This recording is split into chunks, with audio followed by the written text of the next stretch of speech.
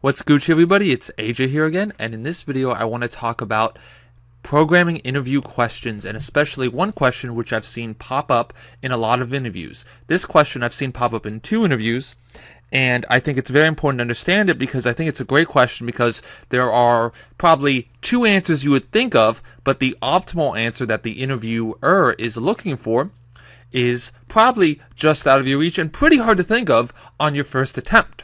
So without further ado, let's get to the question. The question is, you are on a skyscraper, and it has 100 floors.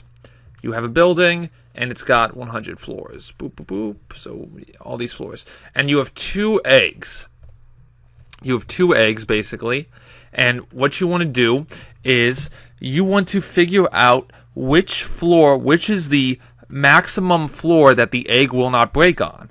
Now here's the thing, because they're eggs is because if you drop it below this key, if you drop it, I'm sorry guys, I meant you want to find the minimum floor that the eggs will start breaking on, not the maximum.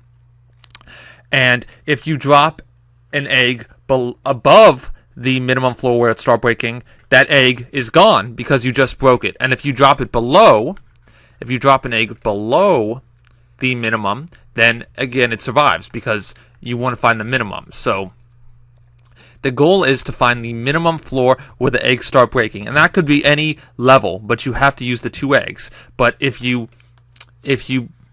start out at floor 100 and it's not at floor 100, it's going to break since it's the highest level, and then you only have 1 egg, so you can only do a linear approach. So this can cause, a lot of thinking. And probably your first method is, well, let's say, think of it as if you had 1 egg. If you had 1 egg and you wanted to figure this out, there's only one way you could do it for certain. What you would just do a linear search starting from 0 and go upward all the way to 100. Now, that in the worst case scenario, or big O, is 100 steps. It's linear. It's an N algorithm. But since we have 2 eggs, you want to leverage that. So probably with thinking of the 2 eggs, you can think of kind of a binary search where you start at 50 and you drop an egg at 50. If that egg breaks, you know you are above the tree, and so then you go from 0 to 50. So then 50 is your worst case scenario. But if it doesn't break, you can then put your egg at 75. And if that breaks, you can then go from 51 to 74 with that 1 egg. But if it doesn't break, you can go to 87 and keep on going on, as you see. So that's kind of the binary approach, and as you can see, the worst case is 50. Now, the next 2 answers are pretty hard to think of, but you may have thought them. So let's just say we pick, I decide to, again, utilize my 2 eggs and do every 10th floor approach. So what I'll do is, every 10 floors, I will drop an egg on the 10th floor, so I'll drop an egg on the 10th floor. If it breaks, then I know my minimum level is going to be from 1 through 9. So then, if it breaks, I go from 1 through 9. If it doesn't break, I go to 20. And you can see, and then if it breaks at 20, I know it's there at 11 through 19, and if it's not, I go to 30. Now, this is a pretty good scenario because in our last cases, our worst case was 100 in the first example, 50 in the second example, but then in that example with the 10s, you actually cut down on it a lot because what you did is you are checking every 10th floor. So the worst case scenario is that you have it big O of n 19 times because it would be on the 99th floor would be the worst case, because what you're doing is you're checking every 10 floors, blah blah blah blah blah, and then whenever it breaks, you're checking in between those 10. So the worst case is again, if it was, for instance, 19 was the example, you would check 10, you would check 20, it would break, and then you would do 11, 12, 13, 14, 15, 16, 17, 18, 19, and then you would finally get to 19. So it would be 9 plus 2, I believe, for your worst case scenario if it was 90. So you can see how 99 would just simply be, you'd go to 100 for the 10, and then 91 through 99 would be 19. So now you're thinking, if you're in the interview, you're thinking to yourself, wow, 19 is pretty good. I've got it down pretty good. Maybe you'll try a different number than that. Maybe you'll try 7 or 11 or some other absurd number, or because I chose that number pretty arbitrarily, but you thought that was a good answer. But then you start to see that you may start to think a little bit harder. And this is definitely what the interviewer wants to see, is this answer I'm about to show you right here. So as you can see, we've cut down by half every time, from 100 to 50 to 19. But now we want to try one more cut down, and the interviewer really wants to see if this stuff happens. So our next step is, we want to create a perfectly loaded balanced system. And that would be in which egg 1 plus egg 2 is always the same. So they always equal to the same thing regardless of where egg 1 breaks, regardless of where your first egg breaks. So you saw in the 10 example, if this would not be true, this would not be the optimal example, because if the first egg broke here, or say here at 50, then the answer would definitely be totally different regardless of where it was from the 0 through 9 region, because that would kind of always average out to be the same, if you get what I'm saying. So you want egg 1 plus egg 2 to always be really accurate. And for that to be, kind of certain, you need to take one more step, and egg 1 needs to take one more step than egg 2 is allowed. So egg 2 must take one smaller step, and egg 1 must take one more step. So for instance, to prevent that problem I showed you with the 10s and possibly having the load factors be unbalanced, what we want to do is each time we increase our drop, we want to go down one. We want to go down, our decrease wants to go down. So for instance, we want to go from 10 to 19 to 28 to 35, or what's it, plus 8, plus, 37, right? No, not 37, I'm sorry, guys. 36, because I want to do plus 8. Plus 8, and then plus 7. I'm sorry, guys, I'm so bad at math. And then 43.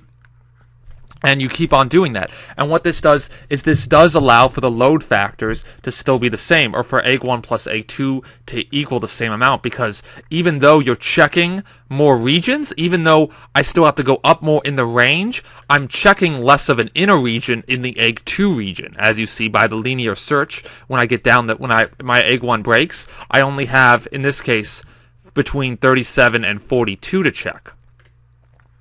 But in this scenario, I haven't done as many with egg 1. Egg 1 breaks after 2 tries, but then I have 10 through 19. So as you can see here, the balance of egg 1 and egg 2 by decreasing the increase of egg 1 every drop does balance out the cofactor. But this number 10 seems arbitrarily, and we should check, or we should use our math skills to see if we can possibly get a better number than that. So our next step of what to do is to set up an equation. And so as I showed you right there, what did we have here? We had x, and then we added x minus 1 to the increase factor, and then we were going to do x minus 2, or x minus 1 minus 1, and then we were going to do x minus 3, all the way until we got, until x equaled 0, basically, was x minus basically x x minus x plus 1, and until that would equal 100. And then, let me just go down here. So now we have our equation here, and all you want to simply do is you can sum the numbers up and say that you can take this x here and take all these numbers out and kind of say they are equal to x plus 1 divided by 2 equal to 100. I'm sorry, guys. The explanation I did was really bad on this. So anyway, what you can do, so as you can see here, hopefully you can derive the above equation, seeing that I have to step down every time. But there's also another way to condense this into an equation, as you saw me just erase and show you guys. Well, a famous mathematician came with an easy way to sum numbers. For instance, as you can see here, this is essentially 1 plus 2 plus 3 all the way to x. Now, a simple substitution for that, a mathematician found out, is simply going to be x times x plus 1 divided by 2. You can try it out yourself, but essentially you can try it with 10 or 100. A famous mathematician found out the sum of the first 100 numbers is 5050.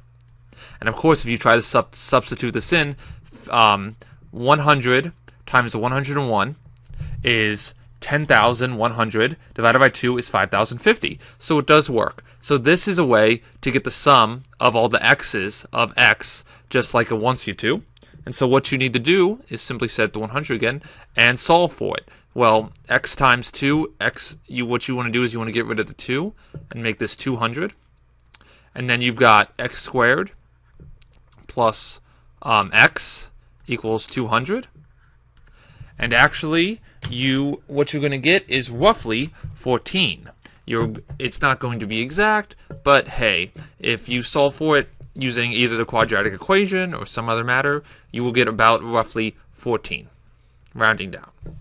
And that's about the answer. That is about the optimal answer. So if you put in 14, or let me go down here. If you put in 14, I'll include a link to the Wikipedia page describing what an algebraic sum is, but essentially what you can do now is you can check it out. So that is the best case scenario. So what you're going to do here is you're going to start at 14, and then you're going to go plus 14, and you're going to go plus 13. So you're going to go 27, and then you're going to go to 39, which is plus 12, and then you're going to go to, I believe, let's see, 51. 51 sounds right. No, it's 50, right? 50, just 11. Because that's 12. And then all that way up will equal exactly 100. And this makes the worst case means the worst case is going to be 14, because the worst case would be if you got all the way up to 100, you would still, in fact, the load case factor would still work out if you worked it all the way out. I'll do it for you guys. So 60, I hope this is right, 69, 78, 87, gee, I hope this is right, and then boom, and then instead of 87 we got 86. Right, that's 60 better, or 96, sorry.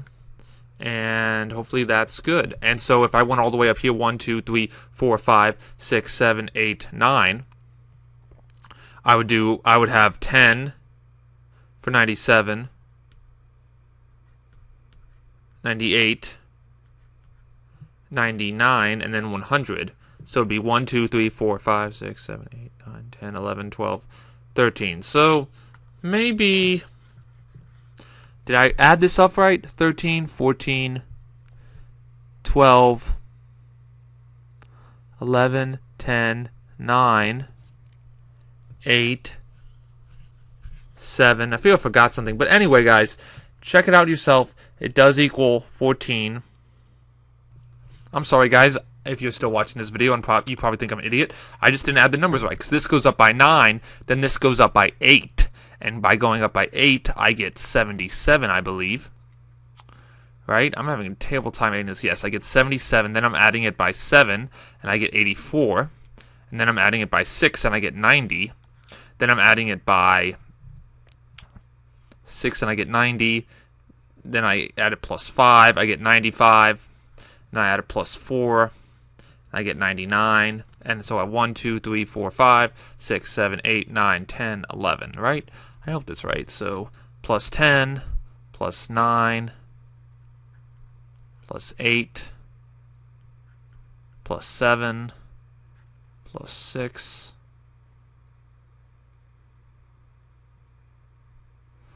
and then from right there is plus 9. So yes, that should go. So 1, 2, 3, 4, 5, 6, 7, 8, 9, 10, 11. And then the 100th, you can, and then if you get to the 99th floor and you haven't broken it, you automatically know it's the 100th floor. And then if you do 1, 2, 3, 4, 5, 6, 7, 8, 9, 10, 10, 11. Oh, sorry. 1, 2, 3, 4, 5, 6, 7, 8, 9, 10, 11. And then you do 96, 90, 96, 97. And then you would know it's 98, which would be plus 2. So that'd be 13, 14. So that would be you'd go all the way up to 9, and then you do 2 more. So that would be 13 checks. And so that would mean it would still take 14 steps in the worst case scenario, I believe. Just to clarify, the 98th floor, the 100th floor is not the worst case. The worst case would be the 13th floor, because it would break at 14, and then you'd have to go 1 through 13. Okay, guys, just to make you sure, 14 is the worst case. So that is also something to think out, because you may think the worst case may be the 99th floor or something like that, as I showed you in the other 3 examples. But in maximizing and minimum problems, you always want to load about the load factor, and that both you're loading everything equally, and not just banking on one thing, doing most of the loading or a lot of the balancing for you. You want to evenly balance everything, just like in real life.